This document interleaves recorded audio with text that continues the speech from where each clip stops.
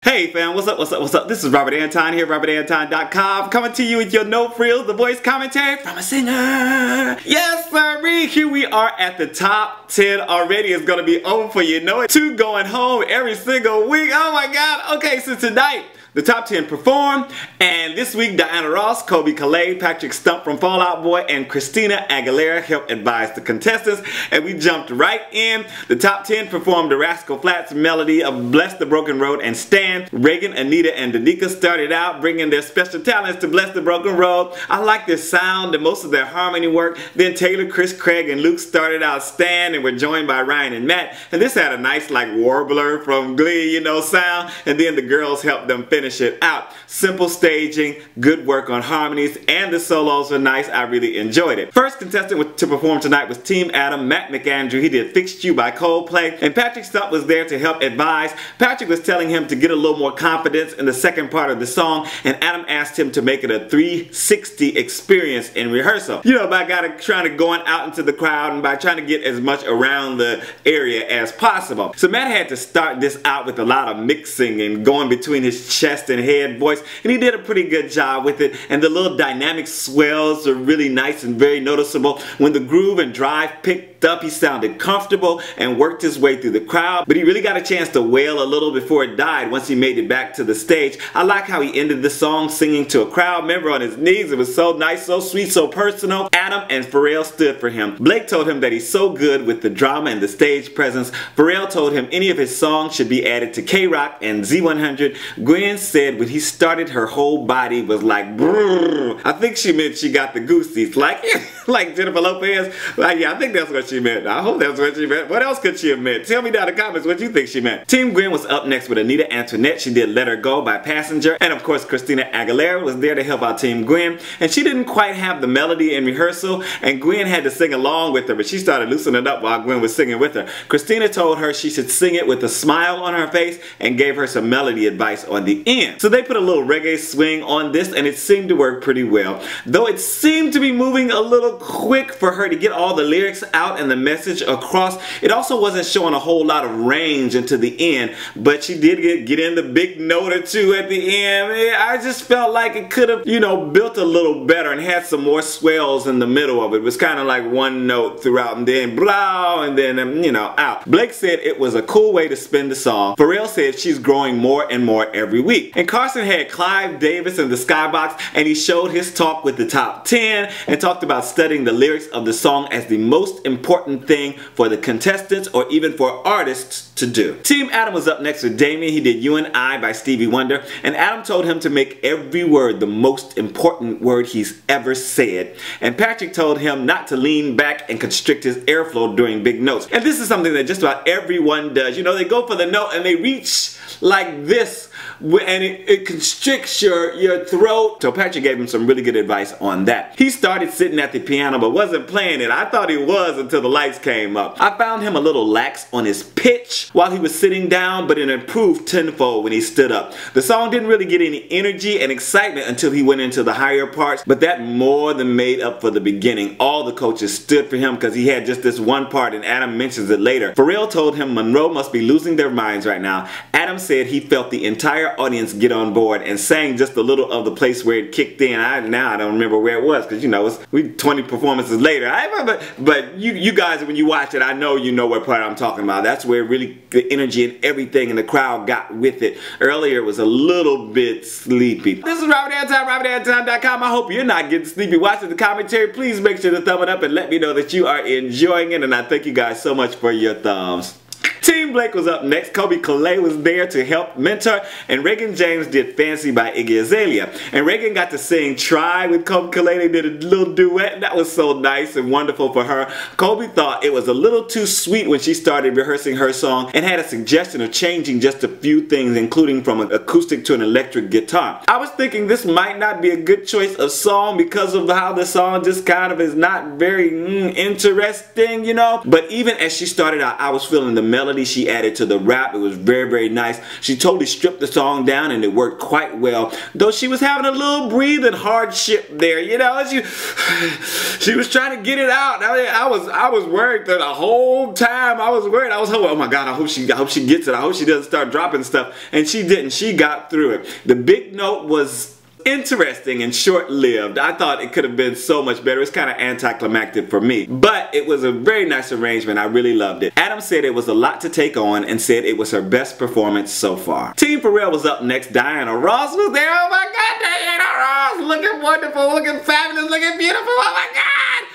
Oh my God, I don't know how old that woman is, but she is timeless. Luke Wade did Try a Little Tenderness by Otis Redding, and Diana Ross told him it needs to come from his soul and his heart and asked him what the song is about. So she also related that she did some shows with Otis Redding and that his whole body shook when he did the song. So I had to learn this song for a gig, y'all, and the hardest thing is finding your own groove in the beginning because it's very what we call rubato. You know, you're kind of doing your own thing. The music is just laying under you and you are making kind of the melody. So Luke was doing a really good job with that, I noticed. And I like that he had a good contrast from the beginning to the groove part. You know, he was kind of a little upbeat and everything, and he got into being really gritty and everything like that. He was really going for it and had the crowd right there with him. I thought it was well done. Also, I guess I'll place the link up here because I did kind of the remix for people to do raps, and I sang a little bit of the song and then went into the got.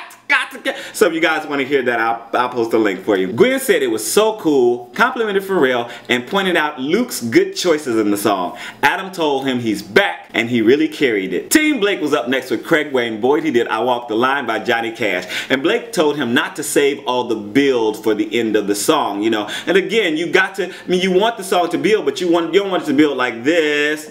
You want it to do a little arc and grow and grow, and I guess that's what he's trying to get into the arrangement or into his mind. Starting out with just a guitar and a cello, this was a really nice simple beginning and gave him a lot of room to grow. I love the sweetness of the tempo and it matched his voice really well. He also had some really great places he found to put that gravel into his voice and give us a little strength, but he could also leave it out, which was really nice. Then the full stop before the ending where he gave us the big note after that, long and clear and beautiful, strong.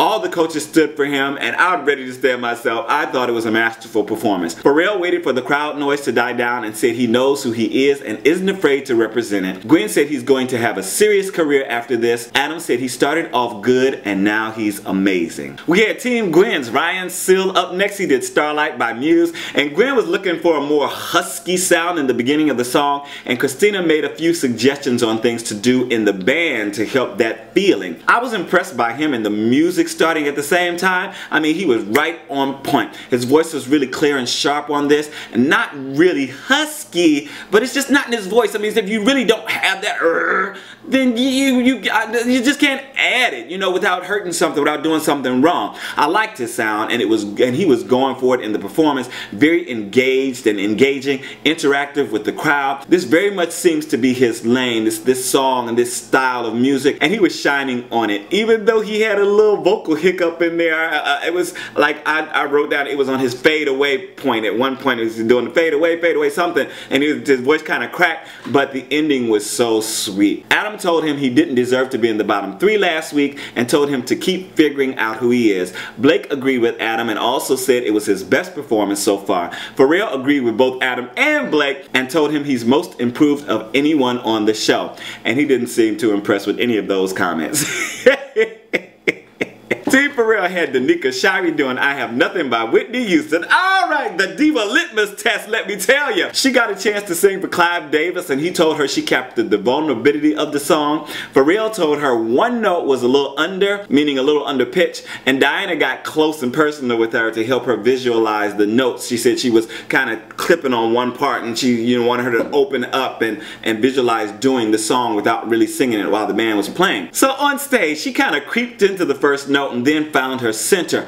I noticed too that she was singing this pretty straight without much adornment to the melody. You know, she's got all the riffs and clear, and she kept it really focused and really tight. She really had me feeling this and definitely had some very close personal moments. But did she do it better than Tessa and Chin? I couldn't help but think, and I have an answer for that, but tell me what you thought. Pharrell and Blake both stood for her.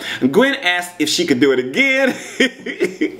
And she said it's fun to watch her and she wants her to mess up. She was joking, but she said, I want to see you mess up. I mean, you never mess up. Adam said it's a song that shouldn't be given to anybody unless they can do what she did. Blake said it's a big job and she killed it. Next up, TeamGwen had Taylor John Williams doing Come Together by the Beatles, and he came in with his ideas on the song as he always does, and Gwen told him to dive into character and show personality. She also said she wants to see his wild side and had Christina try to give him some ad-libs to do. Christina also told him to push to give it a little more rasp, which I really don't agree with. If it's not there, don't push it unless you can do it, you know, right, and I don't think he actually knew how to do that. But she also told him to get it right up on the mic, which is always a very good idea, to have that mic right up there so that, you know, that's what you're going to be projecting. So you should have it, you know, I do a mic technique video too, so you guys might want to watch that if you're performers or whatever. But you know, you need to have it right up there so that it can pick up what you are doing. So in performance, I was liking the sound of his voice down in the basement. His little lower range was really, really nice and round and full.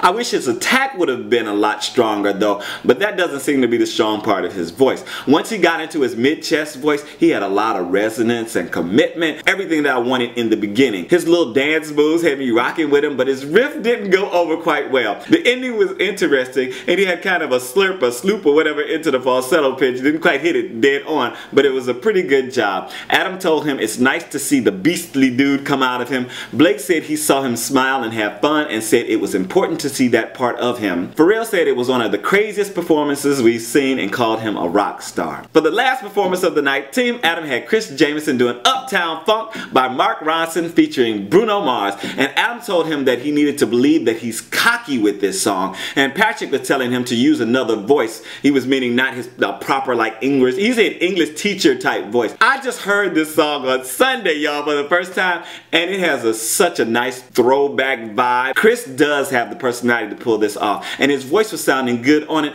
but I don't think he was really believing in it. He didn't got it. I don't know if he had time to really get that swag on it. It was taxing his voice at the top of his range, and it's really high, but he has it there. Again, I just don't think he had a chance to really get it into his voice. He was comfortable and having more fun on the lower notes and the mid notes, but clinched up at the top. Overall, I felt like he did a good job with it, and the band brought the groove down. They were all up in it. I was like, oh! Blake tried to say he did a really good job over the crowd noise because the crowd was going pretty crazy. Pharrell thought it was great. Gwen said he worked the whole stage and it was exciting, and mentioned that he has really good rhythm. There you have it, guys. I made it through. I made it through. I made it. Taylor Swift is performing tomorrow night, and 2 contestants are going home once again.